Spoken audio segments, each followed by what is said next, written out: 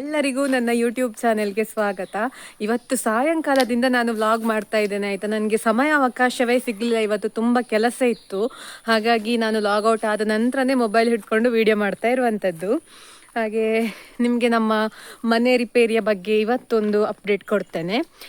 ಕೆಲಸಕ್ಕೆ ನಾಳೆ ಬರ್ತಾರೆ ಅಂತ ನಾನು ಹೇಳಿದ್ದೆ ಅಲ್ಲ, ಮೂಲೆ ಹಂಚೊಂದು ಬಾಕಿ ಉಂಟಂತ, ಅದಕ್ಕೆ ಬೇರೆ ಕೆಲಸದವರು ಆಗಬೇಕು. ಹಾಗಾಗಿ ಅದನ್ನು ಹಾಕಲಿಕ್ಕೆ ನಾಳೆ ಬರ್ತಾರಂತೆ ಕೆಲಸದವರು. ನಾಳೆ ಆ ಕೆಲಸ ಕೂಡ ಆಗ್ತದೆ.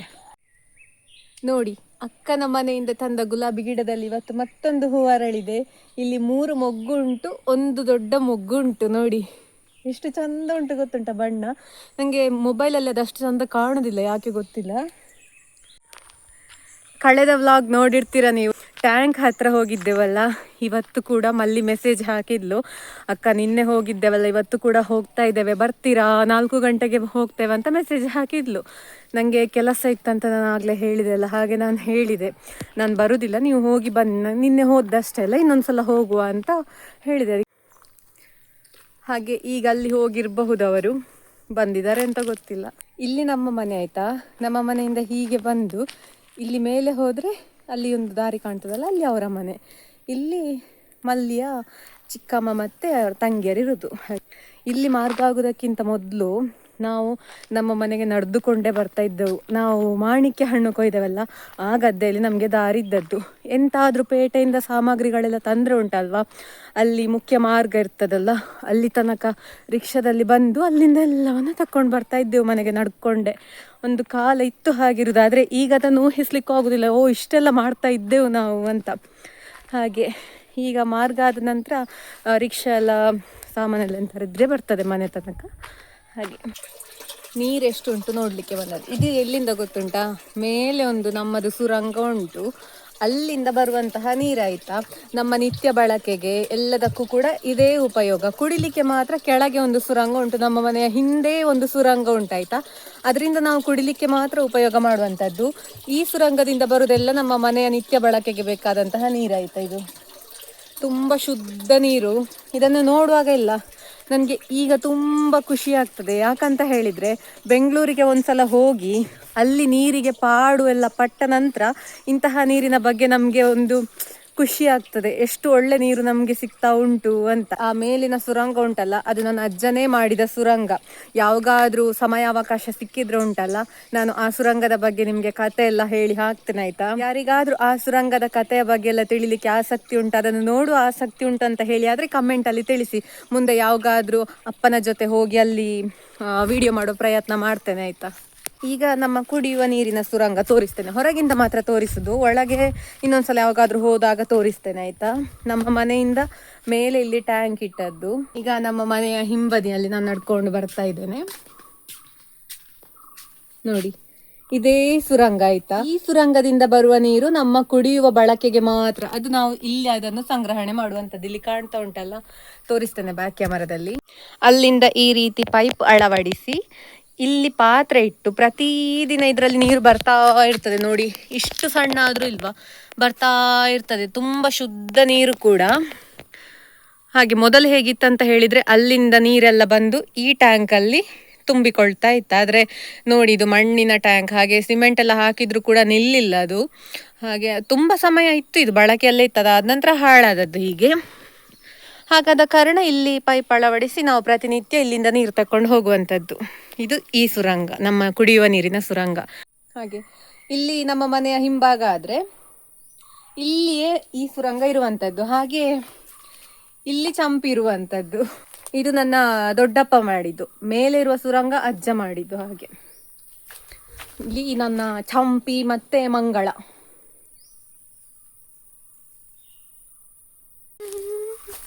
ಇಲ್ಲಿ ಗೊಬ್ಬರ ರಾಶಿ, ಇಲ್ಲಿ ಪೂರ್ತಿ ಇದು ಗೊಬ್ಬರ ರಾಶಿ ಆಯ್ತು. ಅದರ ಮೇಲೆ ನಾನು ನಿಂತಿದ್ದೇನೆ. ಮೊದಲು ಇಲ್ಲಿ ಗೊಬ್ಬರ ರಾಶಿ ಮಾಡ್ತಾ ಇರಲಿಲ್ಲ ನಾವು, ಇಲ್ಲಿ ಸರಿಯಾದ ದಾರಿ ಇತ್ತು. ಈಗ ಗೊಬ್ಬರದ ಮೇಲೆ ನಡ್ಕೊಂಡು ಹೋಗುವ ದಾರಿ. ಇದು ಯಾವ ಜಾಗ ಅಂತ ಹೇಳಿದರೆ, ಇಲ್ಲಿ ಒಂದು ಖಾಲಿ ಜಾಗ ಉಂಟು. ಇಲ್ಲಿ ಇಲ್ವಾ, ಮೊದಲು ನಮ್ಮ ಹಟ್ಟಿ ಇದ್ದದ್ದಾಯ್ತಾ, ಈ ಜಾಗದಲ್ಲಿ. ಅಲ್ಲಿ ಒಂದು ಅಲ್ಲಿ ಕರು ಕಟ್ತಾ ಇದ್ದದ್ದು, ಇಲ್ಲಿ ದನ ಕಟ್ತಾ ಇದ್ದದ್ದು. ಹಾಗೆ ಇಲ್ಲಿ ಮೊದಲು ನಾವೆಲ್ಲ ಹುಟ್ಟೋದಕ್ಕೂ ಮೊದಲು ಅಪ್ಪ ಎಲ್ಲ ಸಣ್ಣದಿರುವಾಗ ಇಲ್ಲಿ ಉದ್ದಕ್ಕೂ ಹಟ್ಟಿ ಅಂತ ಹೇಳಿದರೆ ದನ ಕಟ್ತಾ ಇದ್ರಂತೆ. ದನ ಎಮ್ಮೆ ಎಲ್ಲ ಕಟ್ತಾ ಇದ್ದಂತಹ ಜಾಗ ಅಂತೆ. ಇಲ್ಲಿ ಕಾಣ್ತಾ ಉಂಟಲ್ಲ, ಇದು ರಂಬುಟಾನ್ನ ಗಿಡ. ನನ್ನ ತಂದೆ ನರ್ಸರಿಯಿಂದ ತಂದು ನೆಟ್ಟಿದ್ದಾರೆ ಇದನ್ನು. ನೋಡಿ, ಚಿಗುರು ಬಂದಿದೆ ಇದರಲ್ಲಿ, ಇಲ್ಲೆಲ್ಲ ಚಿಗುರು ಬರ್ತಾ ಉಂಟು. ಹಾಗೆ ನೋಡ್ಬೇಕಿನ್ನು ಎಷ್ಟು ವರ್ಷಗಳು ತಗೊಳ್ತದೆ ಅದರಲ್ಲಿ ಹಣ್ಣಾಗಲಿಕ್ಕೆ ಅಂತ. ನಾನಾಗಲೇ ಹೇಳಿದ ಹಾಗೆ ಇಲ್ಲಿ ನಮ್ಮ ಹಳೆ ಹಟ್ಟಿ ಇತ್ತಲ್ಲ, ಆಗ ನಮ್ಮ ಮನೆಯಲ್ಲಿ ಉಪ್ಪು ಸಂಗ್ರಹಣೆ ಈ ಹಟ್ಟಿಯಲ್ಲೇ ಮಾಡ್ತಾ ಇದ್ರಾಯ್ತಾ. ಉಪ್ಪಿನ ಗೋಣಿ ಎಂತಾದರೂ ತಂದರೆ ಈ ಒಂದು ಹಟ್ಟಿಯಲ್ಲಿ ಇಡ್ತಾ ಇದ್ರು. ಹಾಗಾಗಿ ಇಲ್ಲಿ ಎಂತಾಗಿತ್ತು ಅಂತ ಹೇಳಿದರೆ, ಆ ಇಟ್ಟ ಜಾಗದಲ್ಲಿ ಉಪ್ಪು ಇಟ್ಟು ಇಟ್ಟು ಮಣ್ಣೆಲ್ಲ ಉಪ್ಪಾಗಿತ್ತಾಯ್ತಾ. ನಾನು ಮತ್ತೆ ಅಕ್ಕ ಸಣ್ಣದಿರುವಾಗ ಈ ಜಾಗಕ್ಕೆ ಅಪ್ಪ ಅಮ್ಮನಿಗೆ ಗೊತ್ತಾಗದ ಹಾಗೆ ಬಂದು ಮಣ್ಣು ತಿಂತಾ ಇದ್ವಿ. ನನಗೆ ಈಗ ಕೂಡ ನೆನಪುಂಟು. ತಮಾಷೆ ಅಂತ ಅನ್ನಿಸಬಹುದು, ಕೆಲವರಿಗೆ ಆಶ್ಚರ್ಯ ಕೂಡ ಆಗ್ಬೋದು. 4ನೇ ಕ್ಲಾಸ್ ತನಕ ಕೂಡ ನಾನಿಲ್ಲಿ ಉಪ್ಪು ತಿಂತಾ ಇದ್ದೆ ಬಹುಶಃ. ನಂಗೆ ಅಷ್ಟು ಕೂಡ ಸರಿ ನೆನಪುಂಟು ಆ ಮಣ್ಣಿನ ರುಚಿ. ಉಪ್ಪು ಮಣ್ಣು ಗೊತ್ತುಂಟ, ನಾವು ತುಂಬ ಇಷ್ಟಪಟ್ಟು ಮಣ್ಣು ತಿನ್ನಲಿಕ್ಕೆ ಓಡಿಕೊಂಡು ಬರ್ತಾ ಇದ್ದೆವು. ಆ ವಿಚಾರವನ್ನು ಅಪ್ಪ ಅಮ್ಮನಿಗೆ ನಾವು ತುಂಬ ಸಮಯ ಆದ ನಂತರ ಹೇಳಿದ್ದು, ನಾವಿಲ್ಲಿ ಮಣ್ಣು ತಿಂತಾ ಇದ್ದೆವು ಅಂತ. ಕಾಗದ ಕಣಜದ ಗೂಡು ಕಾಣ್ತಾ ಇರ್ಬೋದು ನಿಮ್ಗೆ, ಎಷ್ಟುಂಟು ನೋಡಿ ಕಾಗದ ಕಣಜ. ನಾನೀಗ ನಮ್ಮ ತೋಟದ ಹತ್ರ ಹೋಗ್ತಾ ಇದ್ದೇನೆ. ಯಾಕಂತ ಹೇಳಿದ್ರೆ, ನಮ್ಮದೊಂದು ದೊಡ್ಡ ಕೆರೆ ತೋರಿಸಿದನಲ್ಲ, ಅದರಲ್ಲಿ ತೆಂಗಿನಕಾಯಿ ಬಿದ್ದುಕೊಂಡಿದ್ದದನ್ನು ಅಪ್ಪ ತೆಗೆದು ಮೇಲೆ ಹಾಕಿದಾರಂತೆ. ಒಂದು 4-5 ತೆಂಗಿನಕಾಯಿ ಉಂಟು, ಗೋಣಿ ತಕ್ಕೊಂಡು ಬಾ ಅಂತ ಹೇಳಿದ್ರು. ಹಾಗೆ ಹೋಗ್ತಾ ಇರುವಂಥದ್ದು ತಕ್ಕೊಂಡು ಬರಲಿಕ್ಕೆ. ನಮಗೆ ತೆಂಗಿನಕಾಯಿ ಎಲ್ಲ ತುಂಬ ಎಂತ ಸಿಗುದಿಲ್ಲ, ಯಾಕಂತ ಹೇಳಿದ್ರೆ ಮಂಗನ ಕಾಟ ಜಾಸ್ತಿ ಉಂಟಲ್ಲ. ಹಾಗಾಗಿ ಅಲ್ಲಿ ಒಂದು 4-5 ತೆಂಗಿನಕಾಯಿ ಇರುತ್ತು. ಅಲ್ಲಿ ಕೆರೆಯಲ್ಲಿ ಬೀಳ್ತದೆ ಎಲ್ಲ ಕೂಡ ಮೇಲೆ ಮರದಿಂದ.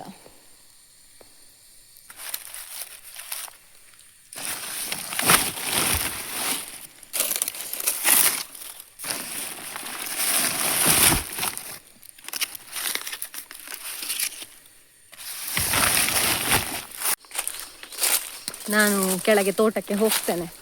ಅಪ್ಪ ಬರ್ಬೋದು ಬಹುಶಃ, ಜಾಸ್ತಿ ಹೊತ್ತು ನಿಲ್ಲಲಿಕ್ಕಿಲ್ಲ. ಕೇಳಿ ಬರ್ತೇನೆ. ಒಟ್ಟಿಗೆ ಹೋಗೋದಿದ್ರೆ ಹೋಗುವ, ಇಲ್ಲದಿದ್ದರೆ ನಾನು ಹೋಗ್ತೇನೆ. ಎಲ್ಲಿದ್ದಾರೆ ಅಂತ ಹುಡುಕ್ಬೇಕಿನ್ನು. ಅಲ್ಲಿ ಅಷ್ಟು ದೂರದಲ್ಲಿದ್ದಾರೆ. ಅಲ್ಲಿ ಸ್ಪ್ರಿಂಕ್ಲರ್ ಹಾರ್ತಾ ಉಂಟಲ್ಲ, ಅಲ್ಲಿಯೇ ದೂರದಲ್ಲಿದ್ದಾರೆ. ಅಲ್ಲಿಗೆ ಹೋಗ್ತೇನೆ ನಾನೀಗ. ನಾನು ಕಳೆದ ವ್ಲಾಗಲ್ಲಿ ಹಾಕಿದ್ದೆ ನಿಮಗೆ ಮುಂಗೆಕಾಯಿ ಸುಲ್ದದ್ದು. ಒಂದು ಹಾಳದ ಮುಂಗೆಕಾಯಿ ಎಲ್ಲ ಇತ್ತು, ನೋಡಿದರೆ ನಿಮಗೆ ಗೊತ್ತಿರಬಹುದು. ಇಲ್ಲಿ ನೋಡಿ ಅಂತೆ, ಅಲ್ಲಿ ನಾವು ಸುಲ್ದದ್ದಾಯ್ತಾ, ಅಲ್ಲಿಂದ ಹಂದಿ ಇಲ್ಲಿ ತಂದು ಹಾಕಿದೆ. ಅದರ ಒಳಗಿದ್ದ ಭಾಗ ಎಲ್ಲ ತಿಂದಿದೆ. ನೋಡಿ, ಎಂತ ಇಲ್ಲ, ಖಾಲಿ. ತೋರಿಸ್ತೇನೆ ನಿಮಗೆ. ನೋಡಿ ಅಂತೆ, ಖಾಲಿ ಇದು. ಮತ್ತೆ ಒಳ್ಳೆ ಮುಂಗೆ ಇತ್ತಲ್ಲ, ಅದರದ್ದು ಕೂಡ ತೆಂಗಿನಕಾಯಿ ಇತ್ತದು. ಎಲ್ಲಿ ಹೋಗಿದೆ ಗೊತ್ತಿಲ್ಲ. ಇಲ್ಲಿ ನೋಡಿ, ಇಲ್ಲಿ ಕಾಣ್ತಾ ಇರ್ಬೋದು. ಇಲ್ವೇ ಇಲ್ಲ. ಹಂದಿಗಳದ್ದು ಆ ದಿನ ರಾತ್ರಿ ಬಂದು ಒಳ್ಳೆ ಭರ್ಜರಿ ಭೋಜನ ಆಗಿದೆ ನಮ್ಮ ತೋಟದಲ್ಲಿ. ಇಲ್ಲಿ ಇನ್ನೊಂದು ಮುಂಗೆಕಾಯಿ ಉಂಟು, ಅದನ್ನು ಯಾಕೋ ಹಂದಿ ಸುಲಿಯುವುದಿಲ್ಲ, ಎಂತ ಗೊತ್ತಿಲ್ಲ. ಇಲ್ಲಿದ್ದದನ್ನು ನಾವೇ ತುಂಡು ಮಾಡಿದ ನಂತರ ಹಂದಿಗಳು ಅದನ್ನು ತಿನ್ನುವುದಾಯ್ತಾ. ಇಲ್ಲಿ ಇನ್ನೊಂದು ಉಂಟು, ಇನ್ನೊಂದು ಸಲ ಯಾವಾಗಾದ್ರು ಬಂದಿದ್ದಾಗ ಇದನ್ನು ತಿನ್ನಬೇಕು. ನಾನಾಗ ಹೇಳಿದೆ ಅಲ್ಲ, ನಮಗೆ ತೆಂಗಿನ ಬೆಳೆ ಕಡಿಮೆ, ಮಂಗ ಎಲ್ಲ ತಿಂತದೆ. ಮರದಲ್ಲಿ ಬಿಡುವಂತಹ 1-2 ತೆಂಗಿನಕಾಯಿಗೋಸ್ಕರ ತೆಂಗಿನ ಮರಕ್ಕೆ ಹತ್ತುವವರನ್ನು ಹತ್ತಿಸ್ಲಿಕ್ಕೆ ಆಗುದಿಲ್ಲ ಅಂತ. ನಾನು ತೋರಿಸ್ತೇನೆ ನಮ್ಮಲ್ಲಿ ತೆಂಗಿನಕಾಯಿ ಹೇಗೆ ಇರ್ತದೆ ಮರದಲ್ಲಿ ಅಂತ. ನೋಡಿ, ಅಲ್ಲಿ ಒಂದು ಗೊನೆಯಲ್ಲಿ 2 ಉಂಟು, ಇಲ್ಲಿ ಒಂದು ಗೊನೆಯಲ್ಲಿ 1 ಉಂಟು, ಇಲ್ಲಿ ಕೂಡ ಒಂದು ಗೊನೆಯಲ್ಲಿ 1 ಉಂಟು. ಹೀಗೆ ಮಂಗಗಳ ಪಾಲಾಗಿ, ಅದಾದ ನಂತರ ಈಗ ಕೆಂಜಳಿನ ಪಾಲಾಗಿ ನಮಗೆ ಸಿಗುವಂಥದ್ದು ಇಷ್ಟೇ. ಇದು ನಮ್ಮ ತೋಟದ ಮರ. ತೋಟದಲ್ಲಿ ಇಷ್ಟು ಕಾಯಿ ಸಿಗುದು ಗ್ರೇಟ್. ಯಾಕಂತ ಹೇಳಿದರೆ ನಮ್ಮ ಮನೆಯಿಂದ ತೋಟ ಎಷ್ಟು ದೂರ ಉಂಟು, ಆದರೂ ಕೂಡ ತೋಟದಲ್ಲಿ ಕಡೆ ಪಕ್ಷ 1-2 ಆದರೂ ಉಂಟು ಅಂತ ಹೇಳುದು ಸ್ವಲ್ಪ ಖುಷಿಯ ವಿಚಾರ ಅಂತ ಹೇಳಬೇಕಷ್ಟೆ. ಇರೋದ್ರಲ್ಲಿ ತೃಪ್ತಿ ಪಡಬೇಕಂತೆ ಯಾವತ್ತು ಕೂಡ, ಅಷ್ಟೇ ಮಾಡಬೇಕು ನಾವು. ಸ್ಪ್ರಿಂಕ್ಲರ್ ಹಾರಿದು ನಿಂತಿತ್ತು. ಅಪ್ಪ ಹೇಳಿದ್ರು ಅದು ನೀರು ಖಾಲಿ ಆಗುವ ತನಕ ಇರುವುದು, ಮತ್ತೆ ಹೋಗುದು ಇನ್ನೊಂದು ಸ್ವಲ್ಪ ಹೊತ್ತಂತ ಹೇಳಿದರು. ಅಷ್ಟರಲ್ಲಿ ನೋಡಿ, ನೀರು ಹಾರುದೆಲ್ಲ ನಿಂತಿತ್ತು. ಈಗ ನೀರು ಕೆರೆಯಲ್ಲಿ ಖಾಲಿಯಾಗಿದೆ. ಇನ್ನು ಸ್ವಿಚ್ ಆಫ್ ಮಾಡಿ ಮನೆಗೆ ಹೋಗುದು ನಾವು. ನಾನು ತೋಟದಿಂದ ಬಂದೆ, ನನ್ನ ಮುಖ ಎಲ್ಲ ಬೆವರಿದ ಹಾಗೆ ಕಾಣ್ತಾ ಉಂಟು. ನಾನು ಮುಖ ತೊಳೆದದ್ದಾದ್ರೂ ಕೂಡ ಬೆವರ್ತಾ ಉಂಟಾಯ್ತಾ. ನಾನು ಬಂದಾಗ ನನ್ನ ಅಮ್ಮ ಇಲ್ವಾ, ಎಂತ ತಿಂಡಿ ಮಾಡಿದ್ದಾರೆ ಅಂತ ತೋರಿಸ್ಬೇಕಾ ನಿಮಗೆ? ನೋಡಿ ಆಯ್ತಾ, ನಿಮ್ಮ ಕಡೆ ಕೂಡ ಈ ತಿಂಡಿ ಉಂಟಂತ ಹೇಳಿ ಆಯ್ತಾ. ನಾವಿದಿಕ್ಕಿಲ್ವಾ ಉಪ್ಪು ಸೊಳೆ ಉಪ್ಪು ಕರಿ ಅಂತ ಹೇಳ್ತೇವೆ. ನನ್ನ ಇನ್ಸ್ಟಾಗ್ರಾಮಲ್ಲಿ ನಾನು ವಿಡಿಯೋ ಹಂಚಿಕೊಳ್ಳುವುದನ್ನೆಲ್ಲ ಯಾರಾದರೂ ನೋಡ್ತಾ ಇದ್ರೆ ಅವರಿಗೆ ಗೊತ್ತಿರಬಹುದು, ತುಂಬ ಹಿಂದೆ ಹಂಚಿಕೊಂಡಿದ್ದೆ. ಸೊಳೆ ಉಪ್ಪು ಕರಿ ನನಗೆ ತುಂಬ ತುಂಬ ತುಂಬ ಇಷ್ಟವಾದಂತಹ ತಿಂಡಿ ಅಂತ ಹೇಳಿದರೆ ತಪ್ಪಾಗ್ಲಿಕ್ಕಿಲ್ಲ. ತುಂಬ ಸಿಂಪಲ್ ಇದು. ಉಪ್ಪು ಸೊಳೆ ಅಂತ ಹೇಳಿದರೆ ನಾನು ಆಗಲೇ ಹೇಳಿದೆ ಅಲ್ವಾ, ಅದನ್ನು ಇಷ್ಟು ಸಣ್ಣಕ್ಕೆ ನೋಡಿ ಈ ಒಂದು ಅಳತೆಯಲ್ಲಿ ತುಂಡು ಮಾಡಿ ಅದರಿಂದ ಉಪ್ಪೆಲ್ಲ ತೆಗೆದು ಹಿಂಡಿ ಆದ ನಂತರ ಉಂಟಲ್ವಾ, ಒಂದು ಒಗ್ಗರಣೆ ಹಾಕಿ ಆ ಒಗ್ಗರಣೆಗೆ ಇದನ್ನು ಹಾಕಿ ಜಸ್ಟ್ ಬೆಲ್ಲ ಹಾಕಿ ಬೇಯಿಸಿದರೆ ಆಯಿತು. ಕೊನೆಗೊಂದು ಸ್ವಲ್ಪ ಕಾಯಿ ತುರಿ ನೋಡಿ, ತುಂಬ ಚೆಂದ ಇರ್ತದೆ. ನಾನು ನಿಮಗೆ ಯಾರಾದರೂ ಇದನ್ನು ಟ್ರೈ ಮಾಡಿದರೆ ಹೇಳಿ ಆಯಿತಾ, ನನಗೆ ಯಾರಿಗೆ ಎಲ್ಲ ನನ್ನ ಹಾಗೆ ಇದು ತುಂಬ ಇಷ್ಟ ಅಂತ.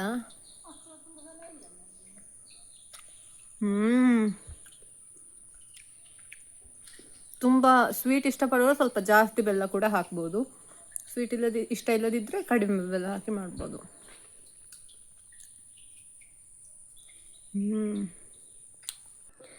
ನಾನು ಉಪ್ಪು ಸೊಳ್ಳೆ ಉಪ್ಪು ಕರಿ ಎಲ್ಲ ಚೆನ್ನಾಗಿ ಸವಿದು ಈಗ ನನ್ನ ಯಾವತ್ತಿನ ಪರಂಪರೆಯ ಹಾಗೆ ಇಲ್ಲಿ ಒಂದು ಮಾರ್ಗದ ಹತ್ರ ಒಂದು ವಾಯುವಿಹಾರ ಮಾಡಬೇಕಲ್ಲ, ಹಾಗೆ ಬಂದದ್ದಲ್ಲಿ ನೋಡಿ ನಾಗರ ಹಾವನ್ನು ಬೇಟೆಯಾಡುವ ನಾಯಿ ನಿಂತುಕೊಂಡು ಉಂಟಲ್ಲಿ, ಕಾಣಲಿಕ್ಕಿಲ್ಲ ನಿಮಗೆ, ದೂರದಲ್ಲಿ ಉಂಟು, ಕಾಣ್ತಾ ಉಂಟಾ ನಾಯಿಗಳು. ಮೊದಲೆಲ್ಲ ನಾನು ಬೆಂಗಳೂರಿಂದ ಬಂದ ಸಮಯದಲ್ಲೆಲ್ಲ ನನ್ನನ್ನು ಗುರುತೇ ಹಿಡಿತಾ ಇರಲಿಲ್ಲ. ಯಾಕಂತ ಹೇಳಿದರೆ ಮೊದಲು ಅವರಲ್ಲಿ ಬೇರೆ 2 ನಾಯಿಗಳಿದ್ವು, ಅವುಗಳ ಹೆಸರು ಹಬ್ಬಕ್ಕೆ ಮತ್ತು ಮತ್ತಡಿ ಅಂತ. ಹಾಗೆ ಅವುಗಳು ಮತ್ತೆ ಸತ್ತು ಹೋಗಿ ಹೊಸ ನಾಯಿಗಳಿತ್ತು. ಅವುಗಳಿಗೆ ಮೊದಲು ನನ್ನನ್ನು ಗುರುತಾ ಇರಲಿಲ್ಲ, ಇಷ್ಟು ದೂರದಿಂದ ನೋಡಿದರೂ ಬೊಗಳ್ತಾ ಇತ್ತು. ಈಗ ಅವರ ಮನೆ ಹತ್ರ ಎಲ್ಲ ಹೋದರೆ ಮಾತ್ರ ಬೊಗಳುದು. ಎಂಥದ್ದು ವಾಹನ ಬಂದ ಹಾಗೆ ಕೇಳ್ತಾ ಉಂಟು. ಇವತ್ತು ನಾನು ವಾಯುವಿಹಾರಕ್ಕೆ ಬರುವಾಗ ಸ್ವಲ್ಪ ತಡ ಆಗಿದೆ, ಯಾಕಂತ ಹೇಳಿದರೆ ತೋಟಕ್ಕೆಲ್ಲ ಹೋಗಿ ಬಂದದ್ದಲ್ಲ ಇರ್ಬೋದು. ಇವತ್ತು ಮತ್ತೊಬ್ಬರ ಅತಿಥಿ ಇಲ್ಲಿ ಹೋಗಿದ್ದಾರೆ. ಇದು ಕೇರೆಗಳ ಅಥವಾ ನಮ್ಮ ನಾಗರ ಹಾವ ಅಂತ ಗೊತ್ತಿಲ್ಲ, ತೋರಿಸ್ತೇನೆ ಇವತ್ತಿದ್ದು ಅಚ್ಚು. ಇಲ್ಲಿ ಹೀಗೆ ಉಂಟು, ಅಲ್ಲೆಲ್ಲ ಉಂಟು ಹೀಗೆ. ಬೋರ್ವೆಲ್ ತೋಡುವ ಒಂದು ವಾಹನ ಶಬ್ದ ಮಾಡ್ತದಲ್ಲ ಹಾಗೆ ಕೇಳ್ತಾ ಉಂಟು, ಸ್ವಲ್ಪ ಹತ್ತಿರದಿಂದ. ಹಾಗೆ ಅದನ್ನು ಗಮನಿಸ್ತಾ ಇರುವಂಥದ್ದು ನಾನು. ಲಾಗಿಗೆ ಬರ್ತದಂತೆ ಆ ಹಕ್ಕಿ. ನಮ್ಮ ಪೇರಳೆ ಮರದಲ್ಲಿ ಪೇರಳೆ ಎಲ್ಲ ಖಾಲಿ ಆಯಿತು, ಇನ್ನೊಂದೆರಡು ಉಂಟಷ್ಟೇ. ಕೆಲವರಿಗೆ ಆಗ್ಬೋದು ಇವಳು ಎಂತ ಮಾರೆ ಪೇರಳೆಯನ್ನು ಜನ್ಮದಲ್ಲಿ ನೋಡದವಳ ಹಾಗೆ ಪ್ರತಿ ವ್ಲಾಗಲ್ಲಿ ಪೇರಳೆ ಪೇರಳೆ ಹಾಕುದು ಅಂತ. ಆದರೆ ಎಂತ ಮಾಡೋದು, ನನಗೆ ಪೇರಳೆ ಅಂತ ಹೇಳಿದರೆ ತುಂಬ ಇಷ್ಟ. ಪೇರಳೆ ಉಂಟಲ್ವಾ, ನಮ್ಮ ಊರಲ್ಲಿ ಎಲ್ಲ ಸಾಕಷ್ಟು ಇರ್ತದೆ ಅಂತ ಹೇಳಿದರೆ, ನಮ್ಮ ಊರಲ್ಲಿ ಸಾಮಾನ್ಯವಾಗಿ ಬೆಳೆಯುವ ಹಣ್ಣುಗಳ ಪೈಕಿ ಪೇರಳೆ ಕೂಡ ಒಂದು. ಹಾಗಂತ ಹೇಳಿ ಬೆಂಗಳೂರಲ್ಲಿ ನಾನು ಪೇಟೆಯಿಂದ ದುಡ್ಡು ಕೊಟ್ಟು ಕೂಡ ತೆಕ್ಕೊಳ್ತಾ ಇದ್ದೆ ಪೇರಳೆ ಹಣ್ಣನ್ನು. ಹಲಸಿನ ಹಣ್ಣನ್ನು ದುಡ್ಡು ಕೊಟ್ಟು ತೆಕ್ಕೊಳ್ಳೋದಂತ ಹೇಳಿದರೆ ಅದು ನಮ್ಮ ಊರಲ್ಲಿ ಎಷ್ಟು ಕೂಡ ಸಿಗ್ತದೆ, ಇಲ್ಲಿ ದುಡ್ಡು ಕೊಟ್ಟು ತೆಕ್ಕೊಳ್ಳಿಕ್ಕೆ ಎಂತ ಉಂಟು ಅಂತ ಕಾಣ್ತದೆ. ಅಥವಾ ಬಾಳೆಹಣ್ಣು ಕೂಡ ಅಷ್ಟೇ, ನನಗೆ ಪೇಟೆಯಿಂದ ಬಾಳೆಹಣ್ಣನ್ನು ದುಡ್ಡು ಕೊಟ್ಟು ತೆಕ್ಕೊಳ್ಳಿಕ್ಕೆ, ನಮ್ಮ ಊರಲ್ಲೆಲ್ಲ ಬೆಳೆಯುವುದನ್ನು ನಾವು ಪೇಟೆಯಿಂದ ದುಡ್ಡು ಕೊಟ್ಟು ತೆಕ್ಕೊಳ್ಬೇಕಲ್ಲ ಅಂತ ಕಾಣ್ತದೆ. ಆದರೆ ಪೇರಳೆಯನ್ನು ಯಾವತ್ತೂ ನನಗೆ ಹಾಗೆ ಅನಿಸೋದಿಲ್ಲ.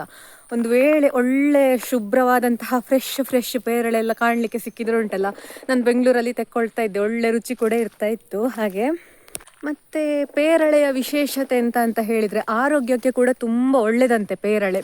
ನಾನು ಕೇಳ್ಪಟ್ಟ ಹಾಗೆ ಒಂದು ಪೇರಳೆ 6 ಆ್ಯಪಲ್ಗೆ ಸಮ ಅಂತೆ, 6 ಸೇಬು ಹಣ್ಣಿಗೆ ಸಮ ಅಂತ ಹೇಳ್ತಾರೆ. ನಮ್ಮಲ್ಲಿ ಎಲ್ಲ ಒಂದು ಪ್ರತೀತಿ ಉಂಟು ಅಂತ ಹೇಳಿದರೆ, ಒಂದು ಸೇಬು ಹಣ್ಣು ತಿಂದರೆ ಡಾಕ್ಟರ್ ಹತ್ರ ಹೋಗುವುದನ್ನು ತಡಿಬಹುದು ಅಂತ ಹೇಳಿದರೆ ಅಷ್ಟು ಕೂಡ ಆರೋಗ್ಯ ಇರ್ತದೆ ಅಂತ. ಹಾಗಾದರೆ ಒಂದು ಪೇರಳೆ ತಿಂದರೆ 6 ಪಟ್ಟು ಸೇಬು ಹಣ್ಣು ತಿಂದ ಹಾಗೆ. ಹಾಗಾದರೆ ಎಷ್ಟು ಒಂದು ಒಳ್ಳೆ ಒಂದು ಹಣ್ಣಾಗಿರಬಹುದು ಪೇರಳೆ ಅಂತ ನೀವೇ ಊಹಿಸಿ. ಅದಲ್ಲದೆ ನನ್ನ ವೈಯಕ್ತಿಕ ಅನುಭವ ಕೂಡ ಉಂಟು. ಎಂತ ಹೇಳಿದರೆ, ನನಗೆ ಜೋರು ತಲೆನೋವೆಲ್ಲ ಆಗ್ತಾ ಇರುವಾಗ ಪೇರಳೆ ಹಣ್ಣೆಲ್ಲ ತಿಂದರೆ ನನಗೆ ಕಡಿಮೆ ಆದ ಅನುಭವ ಕೂಡ ಉಂಟು. ಹಾಗಾಗಿ ಪೇರಳೆ ಹಣ್ಣು ಅಂತ ಹೇಳಿದರೆ ನನಗೆ ರುಚಿಯಲ್ಲಿ ಕೂಡ ತುಂಬ ಇಷ್ಟ, ಹಾಗೆ ಆರೋಗ್ಯಕ್ಕೆ ಕೂಡ ತುಂಬ ಒಳ್ಳೆಯದಲ್ವಾ. ಅದಕ್ಕೋಸ್ಕರ ನಾನು ಯಾವತ್ತಿದ್ರೂ ಕೂಡ ಇಲ್ವಾ ಪೇರಳೆ ಹಣ್ಣಿನ ಬಗ್ಗೆ ನಿಮಗೆ ಯಾವತ್ತು ಲಾಗಲ್ಲಿ ತೋರಿಸೋದು. ಇನ್ನು ತೋರಿಸ್ಲಿಕ್ಕೆ ಆಗೋದಿಲ್ಲ, ಇನ್ನೊಂದು 2 ಇರೋದಷ್ಟೇ. ಎಲ್ಲಿಯಾದರೂ ಆ 2 ಹಣ್ಣು ಸಿಕ್ಕಿದರೆ ಇನ್ನೊಂದು ವ್ಲಾಗಲ್ಲಿ ಎಲ್ಲಿಯಾದರೂ ಹಾಕ್ತೇನೆ ಏನೋ ಗೊತ್ತಿಲ್ಲ. ಇನ್ನು ಮತ್ತೆ ಪೇರಳೆ ಹಣ್ಣಾಗಲಿಕ್ಕೆ ತುಂಬ ಸಮಯ ಉಂಟಾಯ್ತಾ. ನಾನು ನಿಮಗೆ ಕಳೆದ ವ್ಲಾಗಲ್ಲಿ ಗೋರಂಟಿ ಹೂವಿನ ಬಗ್ಗೆ ಹೇಳಿದ್ದೆ ಅಲ್ವಾ, ಅದರಲ್ಲಿಯೇ ಬಿಳಿ ಬಣ್ಣದ್ದು ನಮ್ಮ ಮನೆಯಲ್ಲಿ ಹೀಗೆ ಅಂದರೆ ನಮ್ಮ ಇದರಲ್ಲಿ ನೆಟ್ಟಿದ್ದಾರೆ ಅಮ್ಮ ಜಾಗದಲ್ಲಿ. ನೋಡಿ ಇದು ಇದರ ಗಿಡ, ಇದರಲ್ಲಿ ತುಂಬ ಆಗ್ತಾ ಇತ್ತು ಮೊದಲು, ಈಗ ಮುಗಿತಾ ಬಂತು ನೋಡಿ. ಅಲ್ಲಿ ಕೆಳಗೆ ಗದ್ದೆಯಲ್ಲಿ ಹಳದಿ ಬಣ್ಣದ್ದು ಕೂಡ ಉಂಟು, ನೇರಳೆ ಬಣ್ಣದ್ದು ಕೂಡ ಉಂಟು. ನಾನು ಮಾತ್ರ ತೋರಿಸಿದ್ದು ನಿಮಗೆ ಹಳದಿ ಬಣ್ಣದ್ದು ಮಾತ್ರ ಅಲ್ವಾ. ಹಾಗೆ ಅದರಲ್ಲಿ ಪಿಂಕ್ ಬಣ್ಣದ್ದು ಕೂಡ ಉಂಟಂತೆ, ಗುಲಾಬಿ ಬಣ್ಣದ್ದು. ಇವತ್ತೊಂಥರ ತುಂಬ ಸರಳವಾದಂತಹ ವಿಡಿಯೋ ಅಂತ ಹೇಳಬಹುದು. ನನ್ನ ಸಂಜೆಯ ದಿನಚರಿ ಹೇಗಿರ್ತದೆ ಅಂತ ಹೇಳೋದನ್ನು ತೋರಿಸಿಕೊಟ್ಟಂತಹ ವಿಡಿಯೋ. ಸರಳವಾದಂತಹ ವಿಷಯಗಳು, ತುಂಬ ಸರಳವಾದಂತಹ ವ್ಲಾಗ್ ಅಂತ ಹೇಳಬಹುದು. ಹಾಗಾಗಿ ಈ ವಿಡಿಯೋ ಇಷ್ಟ ಆಗಿದ್ರೆ ಗೊತ್ತುಂಟಲ್ವಾ, ನನ್ನ ಚಾನೆಲ್ನ ಸಬ್ಸ್ಕ್ರೈಬ್ ಮಾಡಿ. ಮತ್ತೊಂದು ಹೊಸ ವ್ಲಾಗ್ ಜೊತೆಗೆ ಮುಂದಿನ ವಿಡಿಯೋದಲ್ಲಿ ಸಿಗ್ತೇನೆ. ಬಾಯ್ ಬಾಯ್.